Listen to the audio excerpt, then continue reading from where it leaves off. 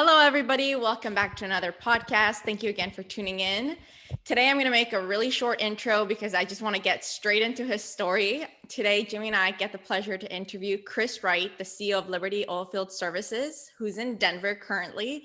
And he's just done so much for the industry. He's a big advocate. You've probably seen him all over LinkedIn. You've seen him on Fox News, which I thought was really cool. Just promoting our energy sector and just showing up for the industry as a whole, because a lot of people aren't talking about the things that we should be talking about.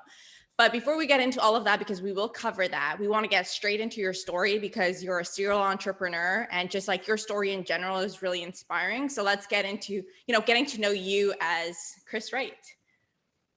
Thanks for having me. I'm happy to be here. I really appreciate the podcast you gals do. It's fantastic. Thank you.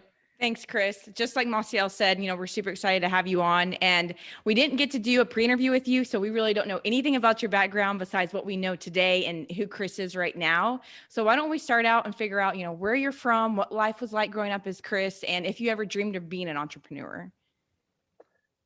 Yes. Okay. Well, I was born in New Jersey. I grew up in Denver, first grade through high school, all in Denver. So I view myself as a Coloradan, but I gave a talk a few years ago and a guy said, "You speak too fast to be from Colorado. Where are you really from, son?"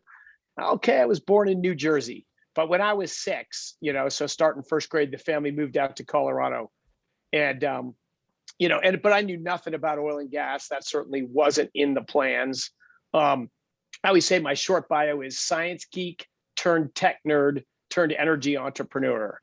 So, and I love sports, I was an outdoor skier, climber, tennis player, but I ended out, I was good at math and science. So I figured I would do something along that line.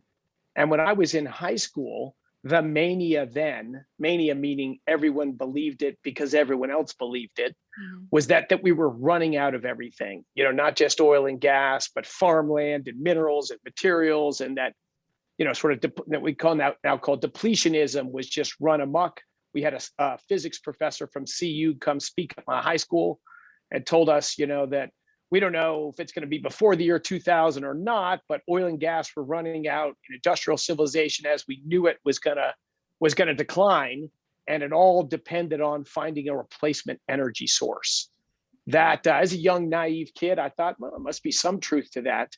And that's why I went to MIT. I went to MIT specifically to study plasma physics, to work on fusion energy, what powers the sun and the stars and all that. Wow.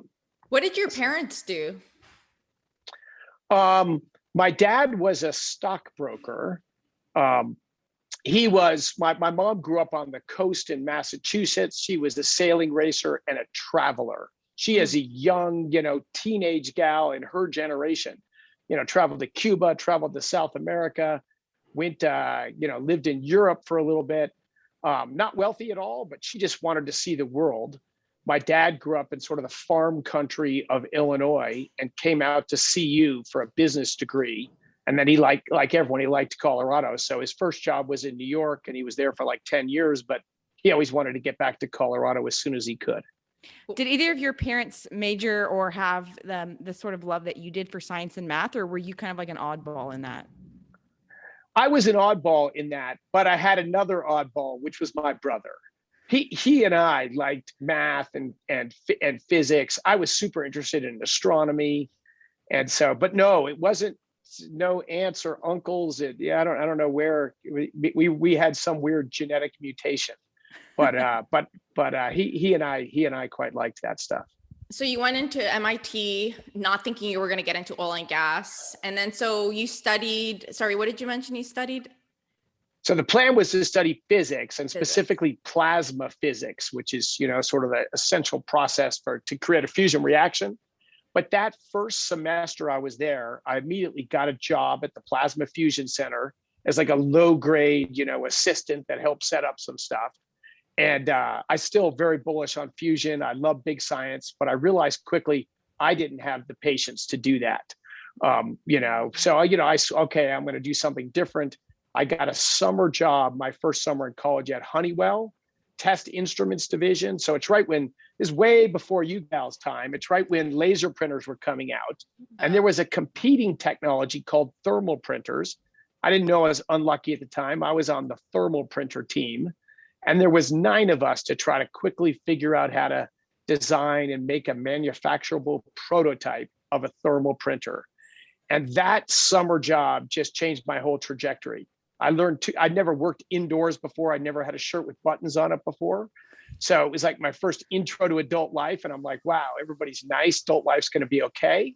But then in that bigger company atmosphere, what I got out of it was, in this printer, 9 people on the team, 2 people did 75% of what was in the final product. And so I was like, wow, like when I mowed lawns for a landscaping crew the summer before, and I always wanted to make sure I mowed more than anyone else at every building we went to. So this, sort of ridiculously competitive kid.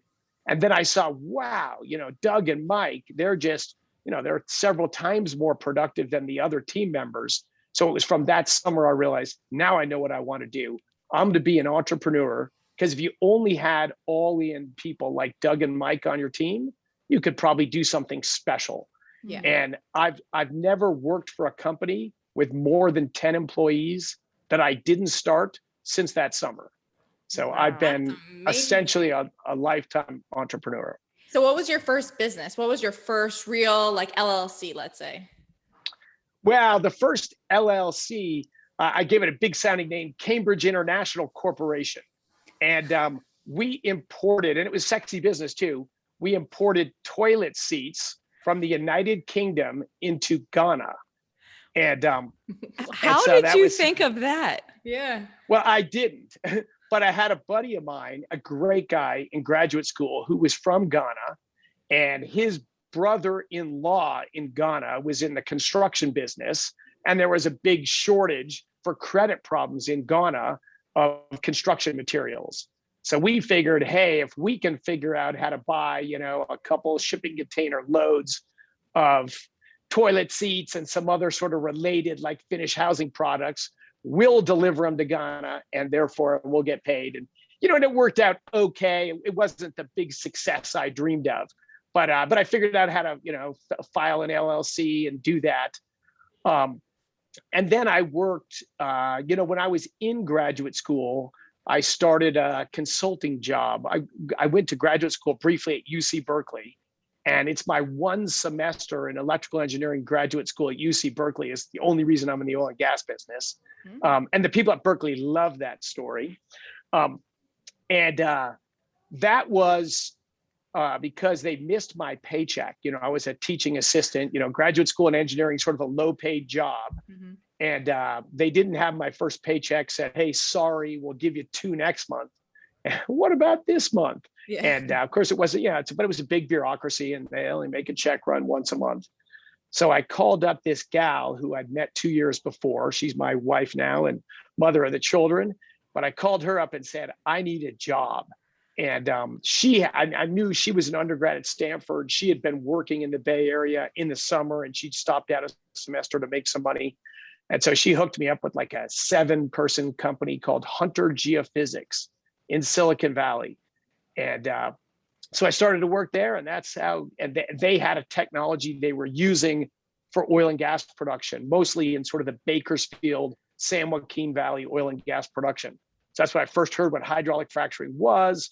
I read these patents. I figured out how this technology worked. And I ended up leaving Berkeley after 1 semester, going back to graduate school at MIT in electrical engineering. But I kept working for this tiny company out in Silicon Valley. So wasn't thoughtful, wasn't planned out. That's how I got into the oil and gas business.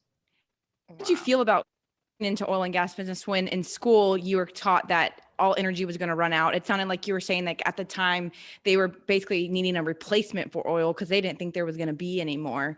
So, and then you ended up finding yourself in oil and gas. So how was your first thoughts when you were like, okay, I'm going to work for an oil and gas company?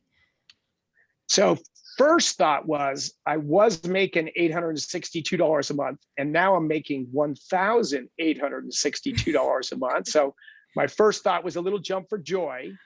And then my second thought was, hey, I've got to learn a little bit more about this. And it was at that time where I got to read and learn that, what was called oil reserves were just a tiny fraction of the oil that was actually underground. I thought reserves meant how much is down there, but it doesn't mean anything of the sort. It means of the stuff that today we know how to economically produce at these prices with this technology can be extracted. And so look, as a tech guy, we still don't have any fusion energy, but with technology, we're going to get better at harnessing that. So I think I realized early on, well, there's a whole lot more oil and gas underground than I certainly thought there was. Mm-hmm. And wow, I thought it was in underground lakes and you just sucked it out with a straw. And I learned it was in rocks and the complexities of it. I first thought, this is cool stuff. Mm. So then Pinnacle's Technologies was your first oil and gas business that you started in 1992? That's right. That's right. Yep. I worked with, I called that guy crazy guy number one. And then I was partners with a guy, crazy guy number two, who was a professor at MIT. And we developed a model of hydraulic fracture growth, predictive hydraulic fracture growth, called FracPro. Hilariously, it's still like the world's most widely used frac model. Although it's old now, it's old. And so that was sold under Pinnacle? It wasn't originally, but yes, we brought that product ultimately into Pinnacle, but that was 7 years after I started Pinnacle. So I started Pinnacle in 92 because I left midway through a PhD from MIT to try to go save this company, Hunter Geophysics, that was going bankrupt. And so I left, I moved out there and I liked those 7 people and I worked for that little company for a while. And ultimately tried to buy out. And look, I come from no money, but I met a guy out there who said, I'd invest in you if you start a company. And crazy guy number one really was crazy. And so that was a problem. And so we tried, and this other guy was an investor in that company. We tried to buy him out. Ultimately, he agreed and then he didn't agree. And so he didn't agree. So then I went and worked with another guy, crazy guy number two. But that 3 years later, the first company went not just bankrupt Chapter 11, but bankrupt Chapter 7. Just the court seizes it and auctioned off the assets. So the idea of Pinnacle was to buy those assets. I had designed these tilt meters, these electronic instrumentation, and was involved in this software to process. So we went out to do that, and we thought we could buy it for $50,000, and my investor was willing to put $100,000 in. And but it turned out Halliburton showed up with deeper pockets. They bought the patents, the instruments, the software, everything. But I was still pretty committed that, no, I'm going to do this. So we launched Pinnacle with $100,000 and then just bootstrapped it, which has sort of always been my style. I had a lot of consulting work that I built up the year or two before in Japan for geothermal energy, hot, dry rock. So that was also a good source of funding for Pinnacle, was basically high paid consulting work that maybe brought in another couple $100,000 in the first 6 or 9 months that allowed us to redesign instruments, build new tilt meters, write new software, and basically go into this frac mapping business. At this time, like there wasn't LinkedIn, the internet like it is today, network easily if you're not meeting these people out like at a conference or an event. So how were you able to actually like build your network and like know these because you mentioned like crazy guy number 1 and 2 and then now you did some stuff in Japan. You just don't go and do that. Like you usually run into somebody, somebody. Where do you think your network, like how were you able to build that? And you were pretty young at this time too. Yeah, well, I think the lack of those things kept me even more naive, even longer. But you're so right? You need a network, right? So the first company for Hunter Geophysics, customers were struggling with confidence or understanding in how these technologies worked. And I don't have many talents, but explaining something that's technical to someone and getting to understand how it works and maybe believe in it is one of my only talents. So I very early on in this company drove down and I met the people at Mobil and I met the people at Chevron. There's a company called Unical, Exxon. So they were bigger oil companies. And I didn't know much about oil and gas. I didn't pretend I did, but I could explain how these technologies work and what I could measure. Most importantly, I learned from them because I asked a lot of questions. So I started to learn a little bit about the oil and gas business the 10 months that I worked for Hunter Geophysics. And so in that, and I connected with these people and these humans. And so when I went to start Pinnacle, Well, I knew those people, and it wasn't a lot, but they were producers, where the wells were shallow and they were close together. They were sort of the best application of this tilt meter fracture mapping technology. So when I started Pinnacle, of course, I immediately, went to those people. And then, in Bakersfield, it's a small town, I got introduced around. Even more challenging was just like hiring engineers in San Francisco. There was nobody studying oil and gas. So I didn't hire people that were petroleum engineers, but I needed to hire mechanical and electrical engineers and software people to develop these instruments, construct these instruments, write software. So there, I just, you meet someone, and then you meet someone at beers that says, hey, join our softball team. And then on the softball team, you meet some people. And so it was all just sort of this organic networking that led to the start and the growth of Pinnacle. That's awesome. So how long did you run Pinnacle for before you sold it to Carbon Ceramics? So I ran Pinnacle 10 years, a little less than when it was 10 years old. We sold it to Carbo Ceramics. I kept running it for 4 more years. And again, Pinnacle's culture didn't really change, the way we rolled, the way we made decisions. The reason we did the deal with Carbo Ceramics is for our tilt meters. First, we had surface tilt meter fracture mapping, then downhole tilt meter on wireline, non-oil field people trying to figure out how to put tools on wireline. But again, a great team made that work. But then we had a new technology, microseismic, the very start of commercializing microseismic fracture mapping. And to get data rates high enough, you needed a fiber optic wire line. And then you needed these sort of specialized instrumentation that we didn't make at Pinnacle. So now instead of for $100,000 building tools in the back of our office, we had to spend $1 million or a little more than $1 million to buy tools and a fiber optic wire line. So with Pinnacle, we could have done that, but only slowly. And I thought this technology is going to go somewhere. So I did the deal with Carbo Ceramics to sell Pinnacle. I wanted an all stock deal. They wanted all cash. We ended up doing half stock, half cash. But that brought capital availability within Pinnacle so we could build these wireline units, and grow the microseismic business the same rate we grew. Pinnacle, from our start, the 14 years I ran it, we grew 35% compound annual growth rate throughout those 14 years. Wow. So it's just organic growth, but it was growth at a pretty good clip. And we know culture is really important to you. Like you mentioned, you've never really worked even for a big corporation. That's not your thing. And even with Pinnacle, it was all about culture, small, doing things quick, not the big bureaucracy kind of like company. How did it feel after 2 years after you left and you found out that they did sell, the majority of what the Pinnacle was at that time to Halliburton, and for you to see kind of like your baby, your company that you started now be in hands of, you have no more control at this point. How did that feel? And then I'm assuming obviously the culture changed and things changed. How were you detached at that point, or did that kind of bother you a little bit? No, it was tough. It was tough because, yeah, as you said, look, I worked 1 summer inside a big company, so super naive. But in my cell, I hired people away from Chevron and Unocal and Halliburton and Schlumberger. So people left big companies to come to this very different culture, this very different vibe in Pinnacle. I think Pinnacle was 10 years old before the first person voluntarily left the company. So we just had no turnover. We just brought in humans, we had fun, and we were, I think, pretty good at what we did because we were narrowly focused, and we had a great time. So, it just sort of was its own thing.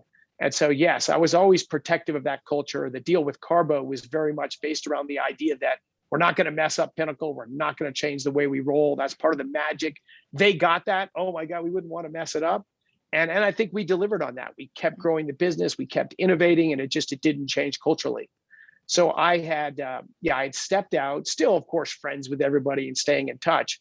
So yes, I was very concerned about, of course, fully in the rights of Carbo Ceramics. They owned the business to do what they did. So, but it hurt. It scared me. I felt a little bit of a sense of betrayal to the people in the company.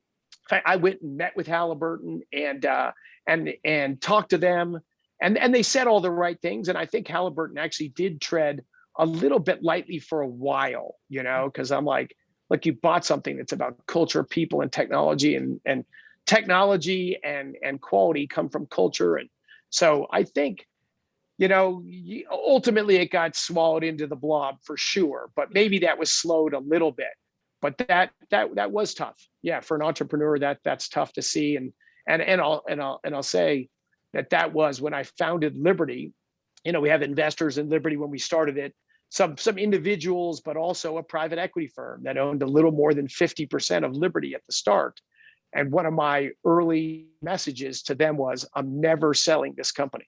We'll get you out. Yeah. I thought we would recap and just get in new permanent capital private investors, or turned out we IPO'd.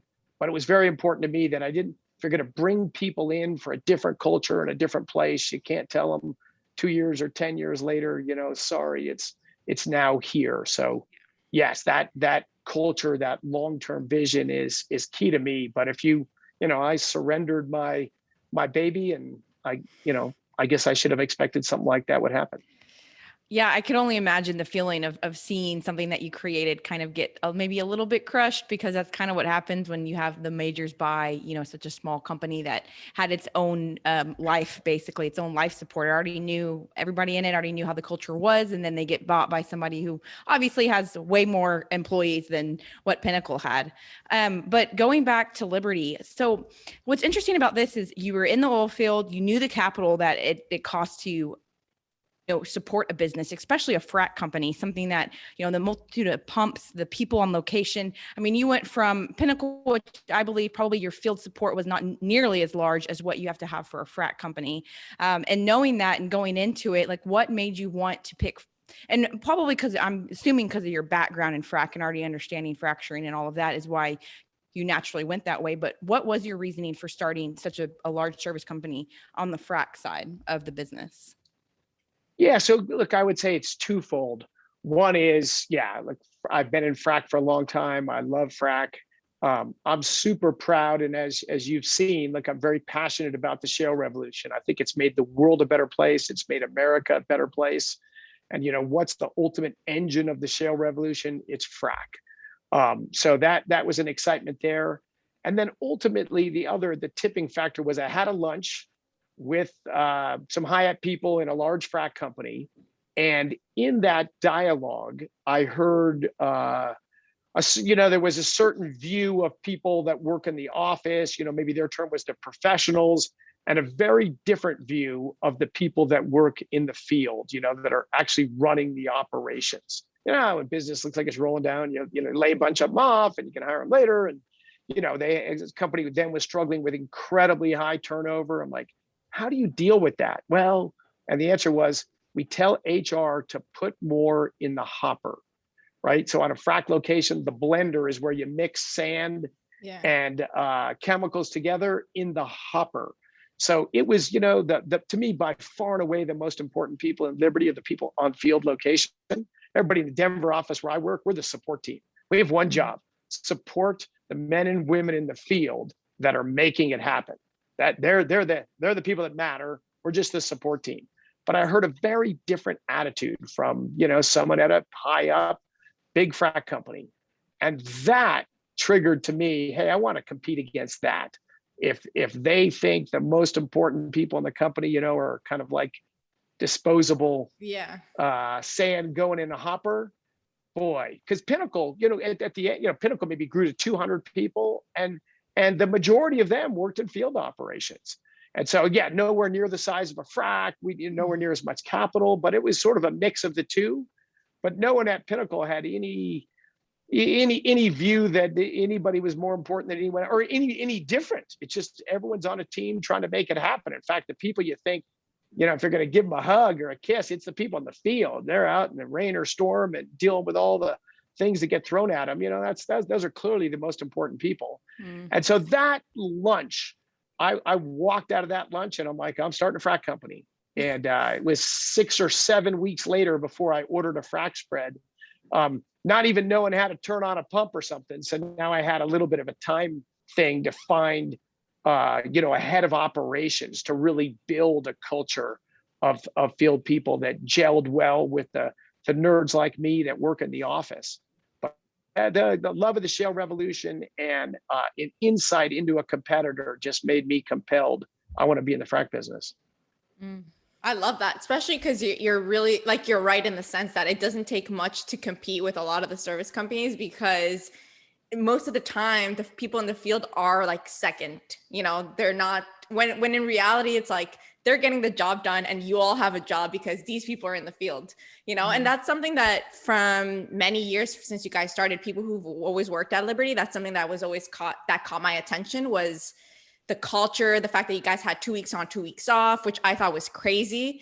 And it was like, why would they do that? That will cost them way more money. They're going to need way more people to cover all these shifts. But it would always came back to, well, they get to spend more time at home, which makes them happier. And I'm just like, that makes sense. When sometimes I'd work a month straight on location and things like that. I was like, wow, that really seems like a great company. And you're right. Like in terms of oil and gas as a whole, we've always had that mentality of like, go, go, go. People are out on the rigs for 300 days at a time. And there's never been that mentality of caring for people. I think like as an industry, it's always been really rough. So that's really cool to see that you guys took a different approach from maybe another industry where it was more like, we need to care about our people. Well, because I think to get good at something, right, you got to have a team that gels, that works together, that figures out how to innovate. If you're working 300 days in the field, as you say, that happens in our industry. People are tough and God bless them. But you'll do that for a year or two. You'll make a lot of money and then, people they leave for a year or they go join a different industry and maybe they bounce back. So there's a lot of turnover and that's common. But our view was we need a business that doesn't have a lot of turnover, that has career people. So you're working in a crew. This is a lot. We have over 95% of people in Liberty are in our 401k plan. They're saving for retirement. This is a career. And I think that's the way you can drive innovation. You can drive improvement, but you have to have a work environment that works, for a long, you got to get married. You're going to have kids and family. And, if you're working crazy hours, you can do that in the short term and you can do that when you're single, but you can't make a career of doing that. That's a really valid point. And especially since I just had a child and Massiel is about to have one, we've definitely experienced that and understand that. Congratulations. Thank you. We really respect that about what y'all do. And it's come out in your recent report as well, that you also help out with IVF and supporting families, which is huge. There's I don't know any other service company that does that. But I also want to point out, as you were speaking during this podcast so far, and we know this about you, that you're very passionate about not just the people, but the environment. And in that recent ESG report that you put out, what I really, you focused on bettering human lives is kind of what the report name was, which I found really interesting because typically the introduction around these kind of reports doesn't really focus on the people. It's still focuses on the bottom line, what the companies are doing to, bring value to the investors. And it goes straight into that. And maybe the ESG part is really just to kind of show oh, look at what I'm doing, investors, so y'all can invest in me. Whereas yours was completely flipped. And it was look at what the energy poverty is and how we as a company can help people. And I just really find that inspiring. What kind of where did that thought process come from to make such a report focus on that and not just your earnings?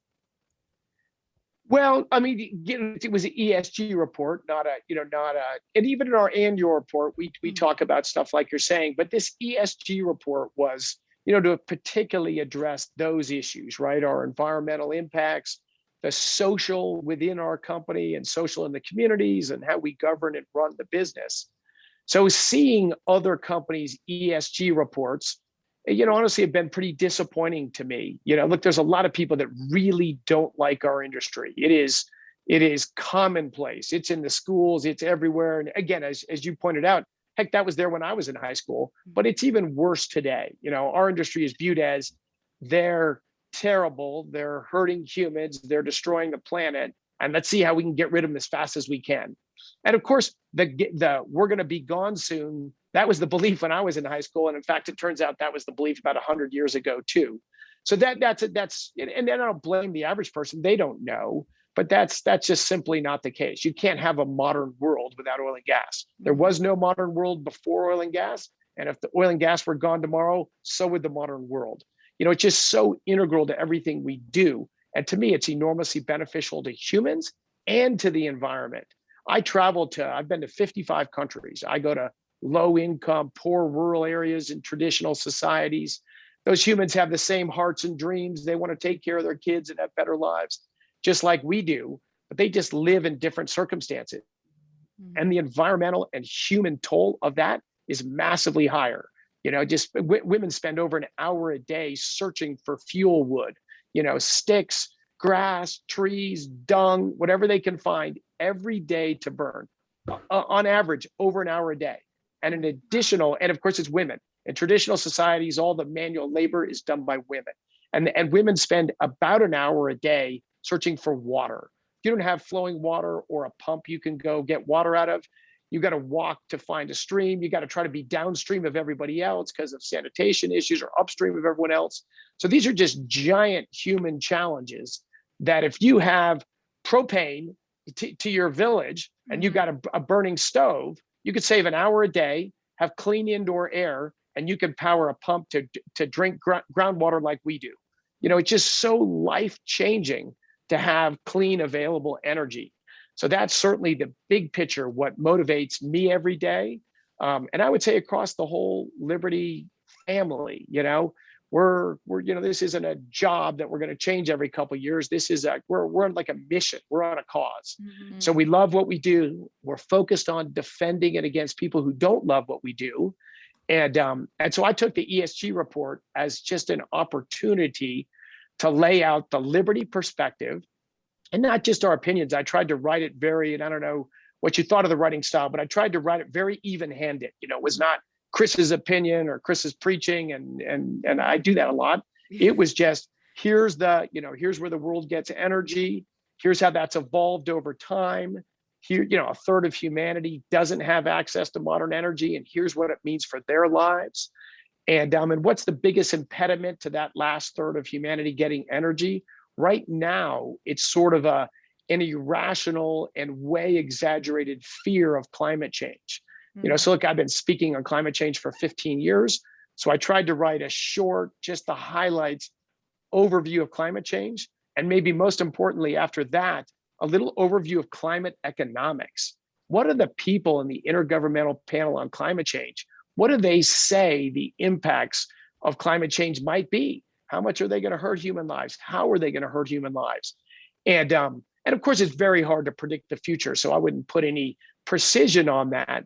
But what's shocking is people working in the group specifically aligned to highlight the importance of climate change and the seriousness of this issue. Their own work shows it's very slow moving, very modest impact likely over the next century or so. So if we've got 3 million people every year dying because they're burning wood and dung in their huts instead of burning propane, that sounds like a little more pressing and a little larger issue than, the world might be 1% per person less rich 50 years from now. Maybe it could be 3% in a worst case in 50 years. Maybe it's only 0.2%. That's a pretty modest economic impact over a couple generations. So, and look, technology will change, and climate change is a real issue, but it's very slow moving. And as energy technologies evolve and all that, I think it's quite likely it's never going to be that big of a deal.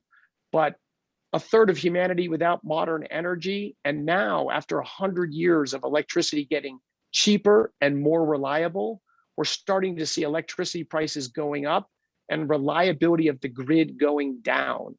Like and that's a problem I think is going to get dramatically worse in the next decade or two. Those are big things. And so the idea of the report was to try to lay out all of these issues with some data and some number and some context behind them. Everyone's going to have their own views of how they would best trade these off.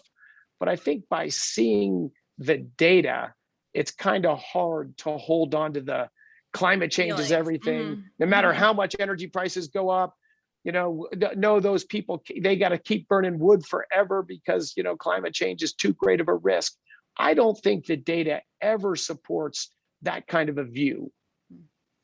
Yeah, no, that's something that I really liked about the ESG report, was just kind of turning it back where a lot of the haters most of the time just don't have the bigger picture of, they've never been across the world. They've never been to those countries where, it takes days or lots of work to try to get. They're just used to turning on or off their switch and just power coming on or heating their house without thinking. So I think as Americans, it's something we really forget about. And then it's easy for us to go against pipelines or against oil and gas companies because we think it's it's so easy, but like, I really like the fact of like, no, this is actually for the rest of the world who doesn't have any of this, and you shouldn't be against it. Or like a lot of times too, because we always get backlash just being in the industry in general of, you're polluting the world. You're such a bad person because you worked on a frac crew or whatever. And I always go back to, how many packages of Amazon do you order a day? How many flights do you take? Do you have a car? Do you bike to work every day? Like you name like 10 things and they're just like, they'll shut up because they don't even realize how much they're dependent on oil and gas, which is very similar to what happened with the North Face and you kind of calling them out. They hate on us without even like taking a look at themselves, Exactly. I mean, there's no modern medicine without oil and gas, just from the petrochemicals, right? Syringes, plastics, face masks, even the carrier fluid in vaccines is from the petrochemical industry. So yeah, but yes, but I'm with you. The average person, your neighbors and the people that are hating on you or hating on me or my family, they just don't know. That's all they've heard. So it's not their fault. So I think a little bit it's the fault of our industry. We got to speak up a little bit more, and we have to speak up in a way that people will listen to us. Our industry's generally been keep your head down, deal with the regulators, and people don't like us, so just keep our head down. That doesn't work. Or we're going to have a public relations campaign and let's vet it through legal and marketing. And okay, we're going to talk about these 7 bullets, and everyone sees that's not sincere. Come on. So I think what you do with this podcast, what you do with your neighbors, if we're just open and honest, people see we're humans just like them. We're not these evil, grubby, Dr. Evil people. We're just hardworking human beings. And are there downsides to what we do? Environmental, of course. Are there upsides? Of course. But I don't know any industry where the upsides are so monstrously larger than the downsides than ours. To me, as far as bettering people's lives and reducing the impact of an increasingly high quality of life, I think I honestly think our industry is the environmental heroes of the planet. But how would anyone else know that? How would they know that? And like you hit it right on the nail where it said, us as an industry, we are so bad at just showcasing what we do. And like you said, we're quiet. We're too scared to speak up. And that's kind of the next question that I had for you. You're very active on LinkedIn, not just yourself, but Liberty as a whole. You guys put out videos of what you do. You put out pictures of you being on location and trucks. And for, I would say, a lot of companies, that's like, ooh, we don't know how to handle social media. People are still scared as a company or even letting employees share stuff, right? You guys have been leaders in that. And do you sometimes get like backlash as being CEO and saying, for some people, they would think like, oh no, Chris shouldn't be saying that. Let's put someone else. The CEO shouldn't be the one going on Fox. And, obviously you're staying true to yourself and you're like, I'm going to say it and I stand up for it and we all love it. But I'm sure there's other more, older generation or even the investors that may be scared about that. Yeah, I do hear a lot of that. And obviously, I guess what I do is unconventional. But honestly, I've never felt any downside from it. People think, to me, it's what would you want? I just want someone to be honest and candid. And I think like climate change is an issue that our industry has shied away from engaging in. That everybody says we're bad and we say, well, we're less bad. And so we just talk about greenhouse gas reductions, and we should. But the point is, if you only talk about that one metric, like we could make them 0, but energy be twice as expensive. And if your metric is greenhouse gas emissions, oh, perfect, they're 0. Well, no, there's a benefit of that. But if energy is twice as expensive, it's like we're going to get $1 of benefit for $20 of cost. Like that's there's always trade-offs, pluses and minuses. And we've gotten into climate change and energy where we don't talk about trade-offs. We only talk about, one side, only the downsides. And so, no, I think, no, look, I'm weird because I'm this, sciencey, nerdy guy who's been looking at climate change for 15 years. So I'm very comfortable and very happy to engage in a thoughtful dialogue there. But I think it's important that lots of people do that, because the people who really don't like us, very rarely will the, climate alarmists ever debate, but I've had a few chances to debate them. Their knowledge of climate change in general is incredibly small. Mm-hmm. And so people think, oh, we can't wade into that debate, we'll just get beat up. No, look, it's more a political, social phenomenon than a technical and science phenomenon, right? Politicians love climate change because it's a reason to justify doing anything, doing what they wanted to do anyway. Well, and there's no way to really know because it's so future. It's years from now. So they can say whatever they want to today because nobody knows what's going to happen in 20 years.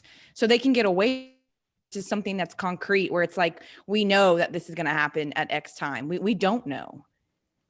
Yeah, and that's true. So look, any predictions about the future are hard and uncertain, but these sort of alarmist climate predictions, they've been made for 35 years.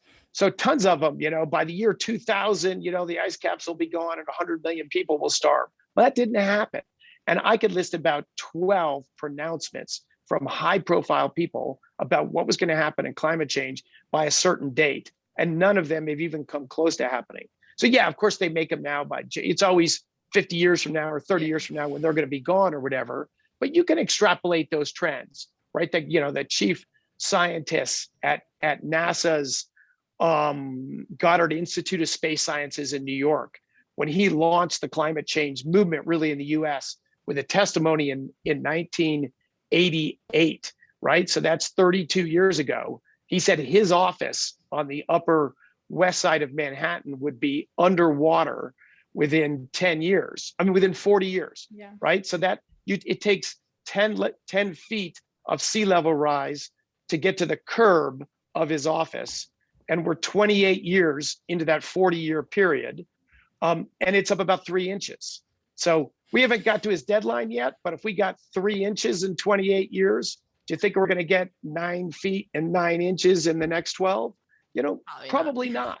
So I think a lot of them, you can't say for sure because we don't know the future, but we have data, we have trends, we have what's going on. And I think most of the alarmist stuff, it's pretty easy to say, that's a pretty tough putt. We could get hit by a comet tomorrow too. And that's absolutely possible.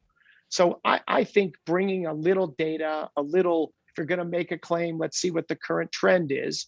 I think that's what's important. And, when I give these talks, whether they're in colleges or schools or to investors or whatever, most people just don't know this stuff. The biggest argument for climate alarmism now is storms. Well, after that hurricane, that flood in Germany, all these things, you can't deny that the climate is changing, getting worse and all that. But again, the data there is overwhelming. There's no trend in hurricanes. There's no trend. There's actually a slight downward trend in droughts, just because a little warmer world's a little wetter world. Hurricanes tornadoes for what reason we don't know, they've actually declined enormously in the last few decades. So knock on wood, a little bit of luck there. But almost every other extreme weather phenomenon has no trend. But the media says it ceaselessly, the politicians say it, but yet the data, it's not controversial. Most of the data in our report comes from the National Climate Assessments or the Intergovernmental Panel on Climate Change. This isn't controversial data. It's just never presented and discussed. So my view is it doesn't take a lot of effort to know more about climate change than 99% of the population. And that if you're in our industry, you should invest that little bit of effort and not make crazy claims the other way. I mean, it's a real phenomenon, it's happening, but it's actually relatively modest. And most everything you hear is easily refuted, the alarmists. And I think it's not just important for our industry.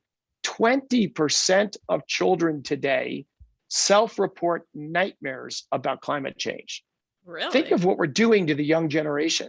We are terrifying them. I get thank you letters, when I go and speak to young schools. Kids think that they're not sure if they should get married or plan to have kids because the life's going to become miserable. The world's going to end. That is really destructive, unhealthy thing. Anxiety among the young is growing massively. climate mania is a meaningful part of that. And it's just dishonest. As you saw in the report, 100 years ago, 500,000 people a year were killed by extreme weather. 500,000 a year. But That number those are over never talked about, and they're left out, and those stats are never shown. Only the Yeah. bad things that we do. And over the last decade, it's 25,000, a 95% decline with a population with 3 to 4 times more people.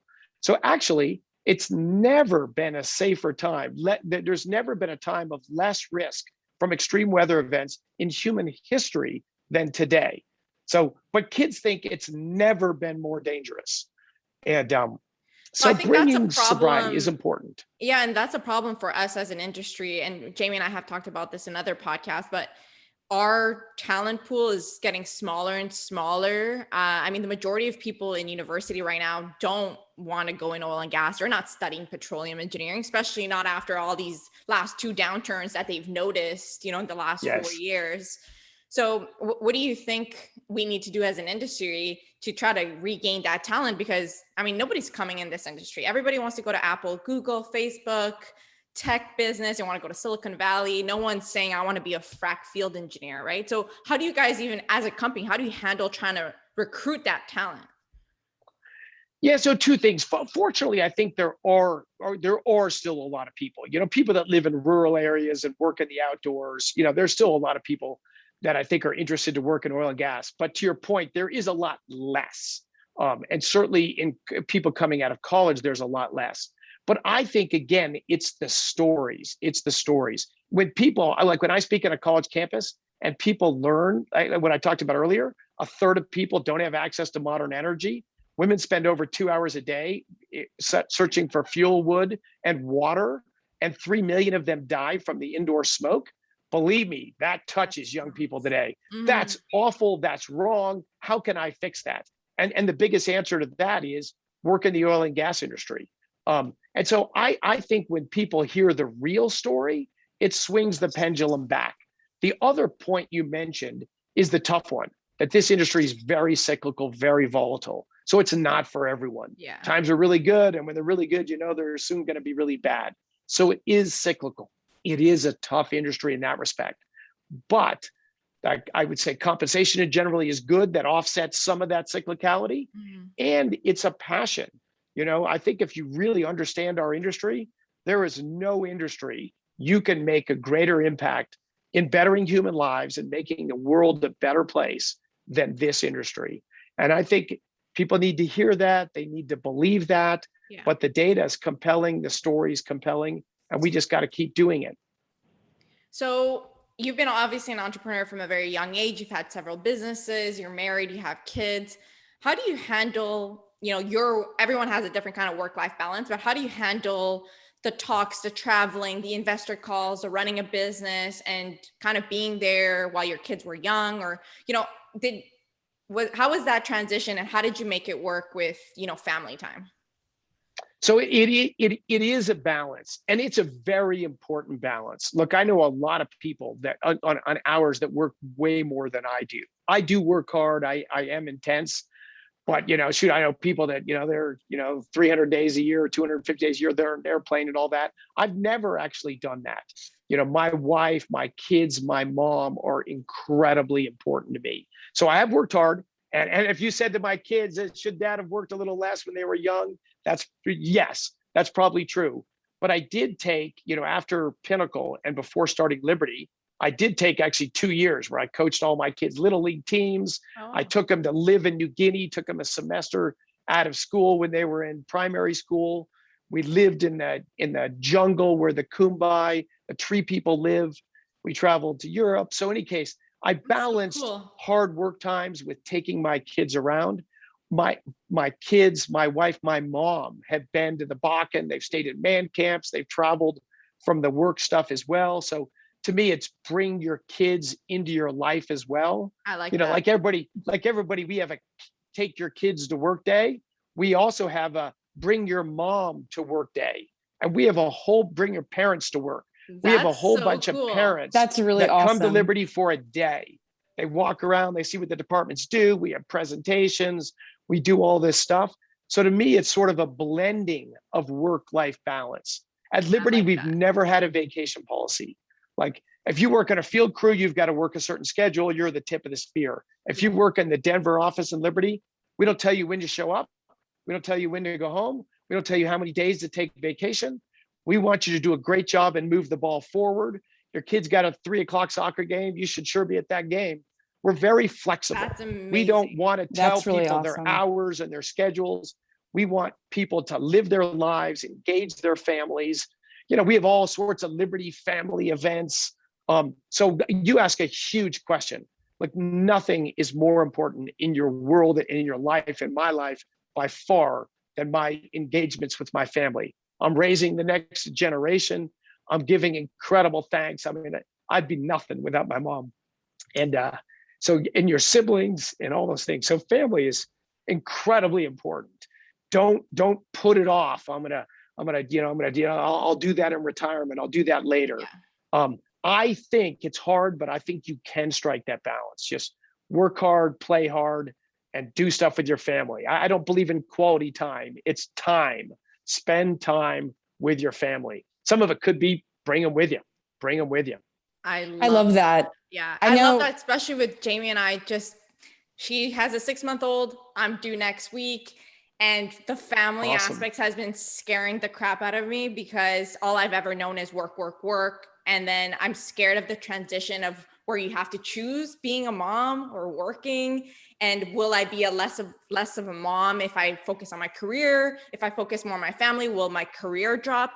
So there's all those thoughts of being scared, but you just saying, family is really everything. I agree. And it'll just all work out at the end of the day, Nothing you will do in your lives will be remotely as important as raising those kids. And Nothing will measure up. And I don't think people really realize that until they have children themselves, because I know that was my case. And now having the child, it's definitely a way different feeling and understanding of that balance. And you're right. Once you bring a child into this world, you realize how important life really is. And that's why, having the culture that you have at Liberty is such a blessing. And, it's really, interesting to see that you built that even with not working for a large corporation. Like you knew that's what you wanted and you knew what other corporations were lacking.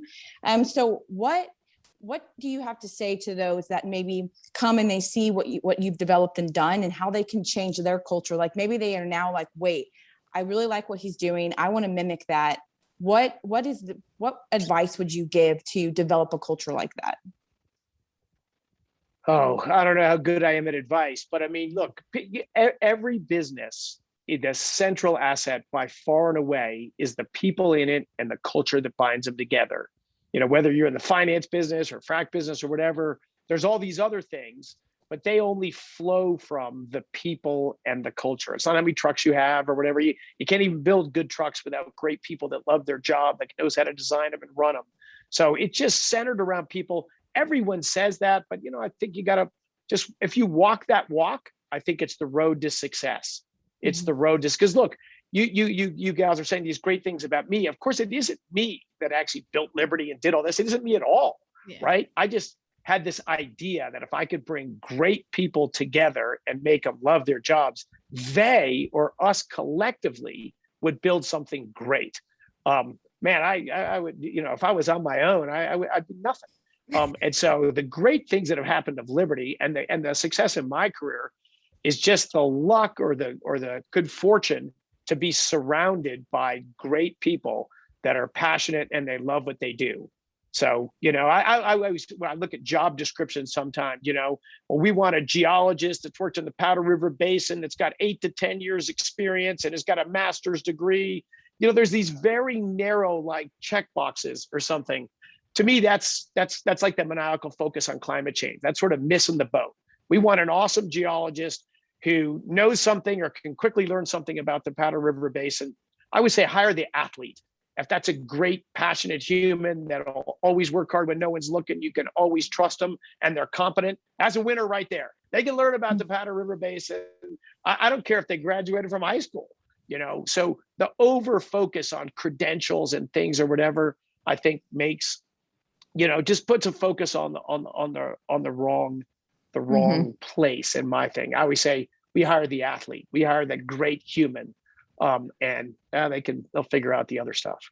That's awesome. I love that. Congratulations for building such an amazing company. Thank you so much for coming on and for speaking and like showing up for our industry. And, we name you the energy spokesperson of the year, and hopefully you can keep doing that because we need more people like you to stand up for us. And it's just really great to see everything you've done. And thank you for coming on our little podcast and, talking about your amazing career. Yes. Thank you, Chris. We really appreciate it. Massiel and Jamie, absolutely my honor. I love what your two are doing. This is what matters. You're forcing communication, dialogue, and all that. It's fantastic, and you do it in such a wonderful, thoughtful, charming way. So I'm honored to be here. Congratulations on the impending birth of your children. Please send me emails when they're born, and a picture, and let's stay in touch. But man, I'm thankful and blessed to be around you, and really appreciate what you're doing.